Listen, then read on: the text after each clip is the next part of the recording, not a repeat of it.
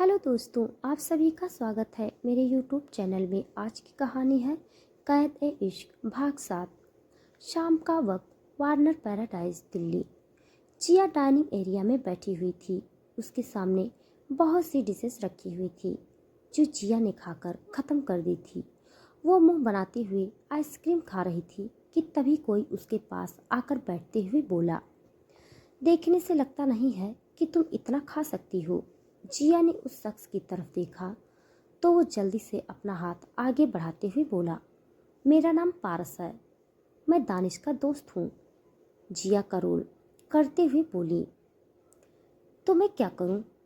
दानिश कुछ दूरी पर खड़ा था। जिया की बात सुनते ही उसे हंसी आ गई। उसकी आवाज़ सुनकर जिया ने पीछे मुड़कर उसकी तरफ देखा। वो धीरे से अपनी चेयर से खड़ी हो गई और उसने अपने कदम दानिश की तरफ बढ़ा दिए। दानिश चुपचाप उसके चेहरे को देख रहा था। जिया उसके सामने आकर रुकी और अगले ही पल उसने दानिश को हक कर लिया।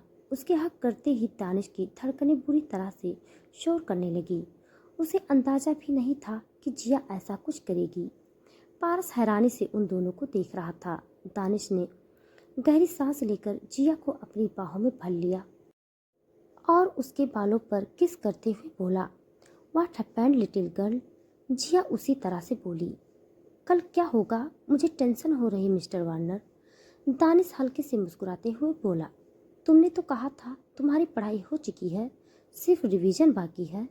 जिया अपना सर ऊपर उठाकर दानिश की स्टील ब्लू आंखों में देखते हुए बोली, मुझे लग रहा है मैं सब भूल गई हूँ, मुझे कुछ याद नहीं आ रहा है, मैं क्या करूँ? बोलते हुए उसने अपने होठों का पाउट बना लिया और फिर से दानिश के सीने में लिपट गई। उसकी हरकतों से दानिश के दिल में अजीब सी हलचल होने लगी थी। उसने अपना चेहरा दूसरी तरफ कर लिया और गहरी सांसें लेने लगा। दानिश के एक्सप्रेशन देखकर पारस ने जल्दी से उनके पास जाकर जिया को उससे दूर कर दिया। उसकी इस हरकत से दानिश और जिया दोनों हैरानी से उसे देखने लगे। पारस जिया की तरफ देखते हुए बोला, तुम होस्टेस हो और होस्टेस इस तरह की हरकतें नहीं करते। जिया ना समझी में बोली, कौन सी हरकतें? मैंने क्या किया? उसकी बात सुनते ही दानिश एकदम से उसे देखने लगा और पारस चिढ़ते हुए बोला, तुम मेरे दोस्त को गले नहीं लगा सकती, समझी? जिया अपनी आंखें छोटी करके बोली, नहीं, मैं नहीं समझी। अब तुम मेरी बात कान खोलकर सुनो, ये घर मिस्टर वार्नर का है। तुम इनके दोस्त हो तो दोस्त की तरह रहो। मैंने हक करूं, किस करूं या और कुछ करूं, तुम्हें इससे क्या? उसकी बात सुनते ही दानिश के होठों पर अजीब सी मुस्कुराहट आ गई। पारस हैरानी से बोला, तुम्हें शर्म नहीं आती? हॉस्टेज होने के बावजूद तुम ऐसी हरकतें कर रही हो? जिया कुछ पल रुककर बोली, no, I get your point. Paras confusion से बोला, क्या मतलब? जिया अपने हाथ सीने से बांधते हुए बोली, मैंने तुमसे हाथ नहीं मिलाया इसलिए तुम जेलस फील कर रहे हो। अगर मैंने तुमसे हाथ मिलाया होता तो तुम अब तक मेरी तारीफों के पुल बांध रहे होते।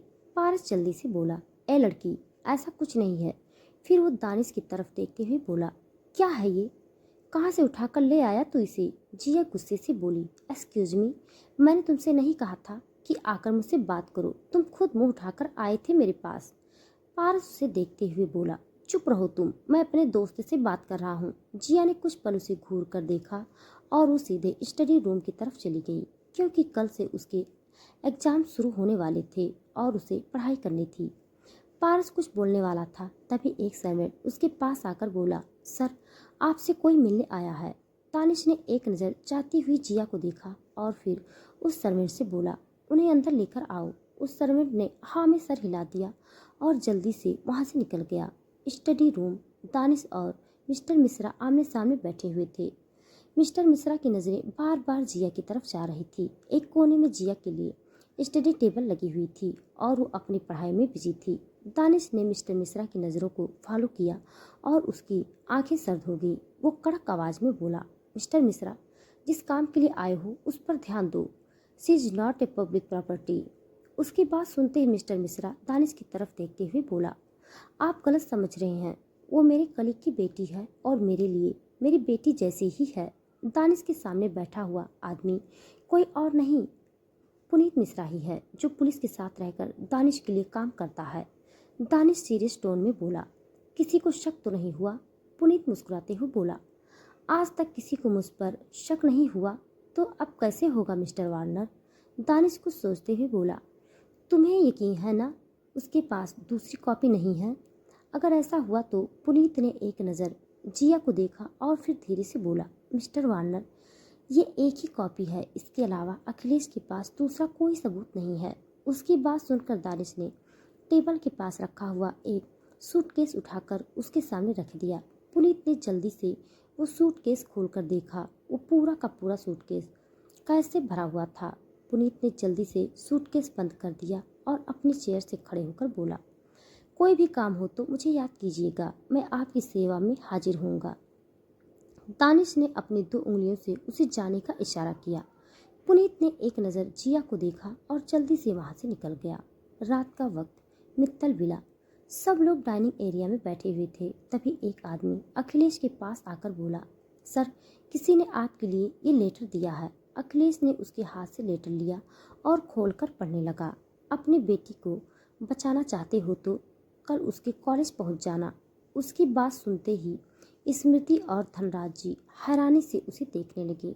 अखिलेश जल्दी से बोला, किसने दिया ये लेटर? वो आदमी जल्दी से बोला, पता नहीं सर, एक आदमी बाइक पर आया था, उसने हेलमेट पहना था, इसीलिए उसका चेहरा नहीं देखा। स्मृति जल्दी से बोली, कल से जिया के एग्जाम्स स्टार्ट हो रहे हैं। उसकी बातें सुनते ही धनराज जी बोले, यही सही मौका है अखिलेश। अखिलेश ने उनकी तरफ देखा और कुछ सोचने लगा। Warner paradise. दानिश अपना काम खत्म करके बेडरूम में आया और उसकी नज़रें जिया की तरफ चली गई। वो सोफे पर पेट के बल लेटी हुई थी। उसका चेहरा दिखाई नहीं दे रहा था क्योंकि उसके बाल पूरी तरह से बिखरे हुए थे और उसकी बुक्स कॉपी टेबल पर और नीचे फर्श पर फैली हुई थी। दानिश गहरी सांस ली और अपने कदम जिया की तरफ बढ़ा दिए। कुछ पल बाद वो जिया के सामने पंजों के पल बैठा हुआ था। उसने जिया के बालों को उसके चेहरे से हटा दिया और उसका चेहरा देखते ही दानिश को हंसी आ गई। जिया गहरी नींद में सो रही थी और उसका मुंह खुला हुआ था जिसमें से सलाइवा निकलते हुए सोफे पर गिर रहा था। दानिश ने अपनी जेब से रुमाल निकालकर जिया का मुंह साफ किया। किसी के छूने के एहसास से जिया ने कसमसाते हुए करवट ली और वो सोफे से नीचे गिरने ही वाली थी कि तभी दानिश ने उसे पकड़ लिया और गोद में उठाकर बेड की तरफ ले गया। कुछ मिनट बाद वो दोनों बेड पर थे।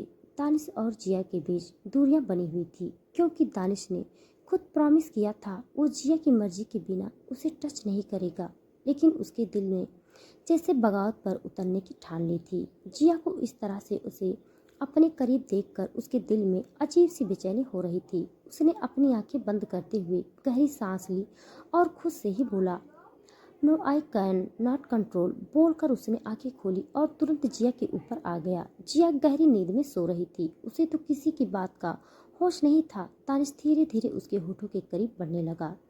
उनके होठ के बीच मुश्किल से आधे इंच का फासला बचा होगा। तभी जिया ने करवट बदलते हुए दूसरी तरफ चेहरा कर लिया। दानिश ने फिर से एक बार अपनी आंखें बंद करके गहरी सांस ली और उसके गाल पर अपने होठ रख दिए। जिया की स्किन इतनी सॉफ्ट थी कि दानिश के होठ मूव करते हुए उसके गर्दन तक आ गए थे। जिया को जब कुछ अजीब सा महसूस हुआ तो उसने नींद में ही कसमसाते हुए फिर से एक बार दानिश की तरफ चेहरा कर लिया। दानिश की नज़रें उसके होठों पर ही टिकी हुई थी। उसने हल्के से जिया के होठों को अपने होठों से छू लिया और तुरंत उसके ऊपर से हटकर वो उसके बगल में लेट गया। उसकी स्टील ब्लू आंखें जिया को बेहद इंटेंसिटी से देख रही थी। उसे देखते हुए कब उसकी आंखें लग गई उसे पता ही नहीं चला। अगले दिन वार्नर पैराडाइज। जिया हॉल में बैठी थी और पूरे सोफा पर उसकी बुक्स फैली हुई थी। जिया के हाथ में एक बुक थी और वो सीरियस होकर उसे पढ़ रही थी। तभी पारस वहां पर आ गया और हैरानी से बोला, लड़की, पूरे हॉल का ये क्या हाल बना रखा है तुमने? जिया ने फ्रस्ट्रेशन से उसकी तरफ देखा और फिर अपनी बुक पढ़ने लगी। पारस ने उसकी एक बुक उठा ली। तभी जिया उसके हाथ पर मारते हुए बोली, दूर रहो मेरी चीज़ों से। पारस 2 कदम पीछे हो गया और अपना हाथ सहलाते हुए बोला, कितनी जंगली हो तुम, कभी तो इंसानों वाली हरकतें किया करो। जिया ने उसे घूरते हुए बोली, पहले तुम खुद की हरकतें देखो। किसी ने तुम्हें इतना भी नहीं सिखाया कि किसी की चीज़ों को उनकी परमिशन के बिना टच नहीं करना चाहिए।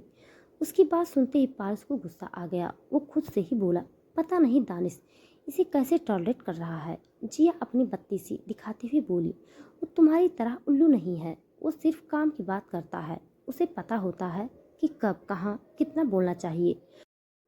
और मुझे ऐसे लोग बहुत पसंद हैं जो सिर्फ काम की बात करें।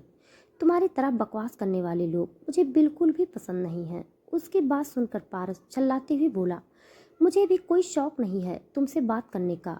खुद को समझती क्या हो तुम। जिया एटीट्यूड से बोली, प्रिंसेस जिया, अब समझ गए हो तो चलो साइड हो जाओ। तुमसे बहस करने के अलावा भी मेरे पास बहुत काम है। पारस हैरानी से उसे देखते ही रह गया और जिया अपने बाल छटकते हुए वहां से निकल गई।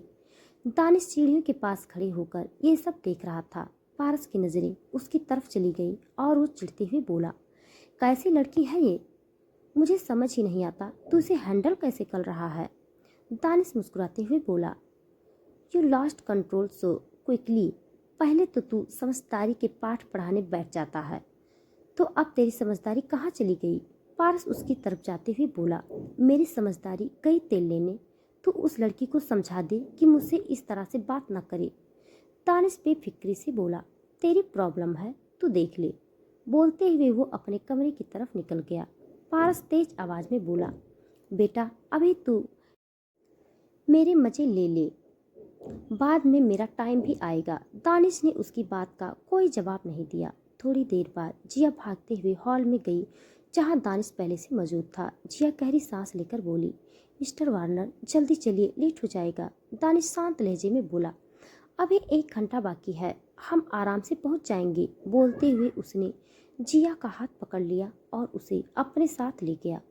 Law college, Delhi. करीब आधे घंटे के बाद दानिश की कार कॉलेज के सामने आकर रुकी। जिया ने दरवाज़ा ओपन करके अपना हाथ आगे बढ़ाया, लेकिन दरवाज़ा खुल ही नहीं रहा था। उसने दानिश की तरफ देखा जो उसे ही देख रहा था। जिया धीरे से बोली, तुम मुझे ऐसे क्यों देख रहे हो, क्या हुआ।